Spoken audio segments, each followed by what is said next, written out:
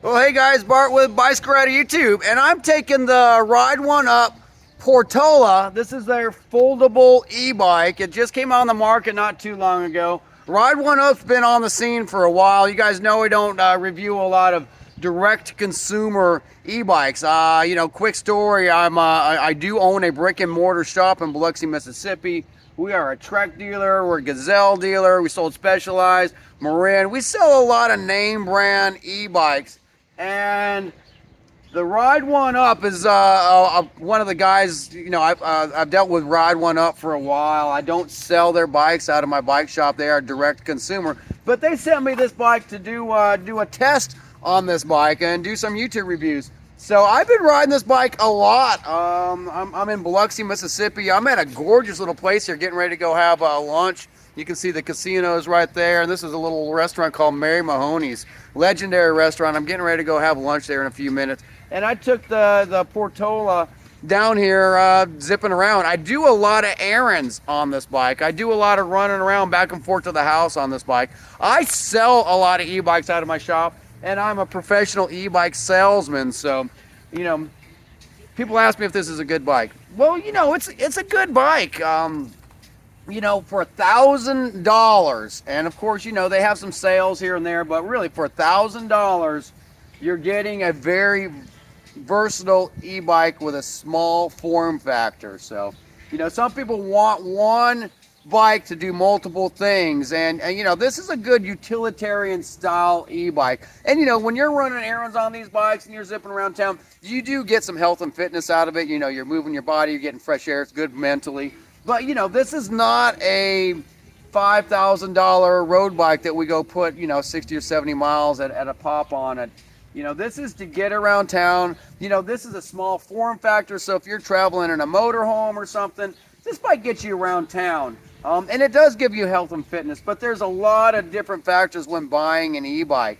$1,000 is where e-bikes kind of start and get good. I don't sell any e-bikes underneath about $2,000. I'm an Avington dealer. So Avington is a direct competitor with Ride1Up, but Avington supports bike shops. Ride1Up, they pretty much cut out bike shops, and you save a little money as a consumer because they don't have to pay us to showcase these bikes.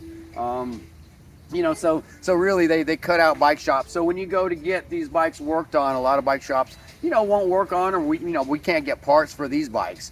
I'm not saying that they're bad bikes. These are good bikes. If I was going on a trip and I just wanted something to throw in the back of my van to, scoot around town so I didn't have to, move my van once I get to a camping spot or something. This is a great little bike, and if it got stolen or ruined, it's $1,000. And I'm not disregarding $1,000. That's a lot of cash, but that's a lot less than a $3,000 or $4,000, $5,000, $13,000 bike.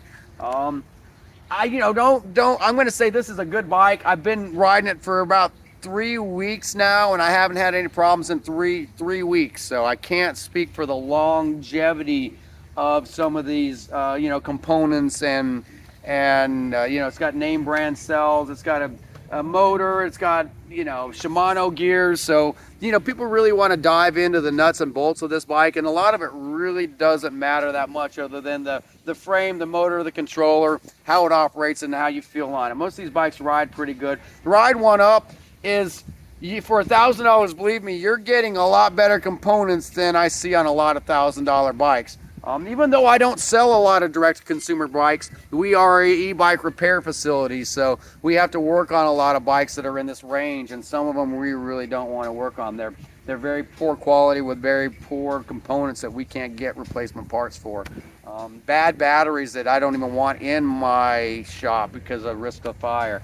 So, Ride1Up is much better than those bikes. There's so many on the market, and people, when they stop by the bike shop, they're surprised sometimes when I don't know what make and model their bike is because they bought it off some internet company somewhere.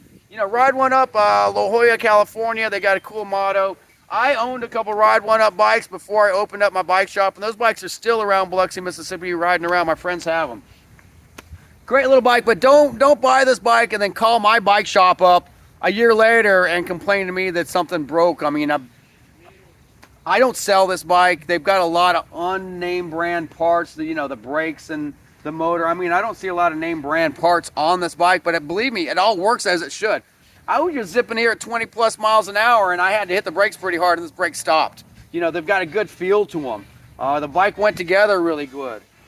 I like having a water bottle cage, and I like having a handle here. There's a lot of really cool things about this bike that I think is awesome for the money. $1,000 for alternate transportation and a small form factor. Pretty good stuff, Ride1Up. I'm going to give it the thumbs up on my short-term test. I think Ride1Up's going to let me keep this bike for a little bit. I do sell other name brand bikes that I've got to be seen on a lot, but I've been riding this a lot.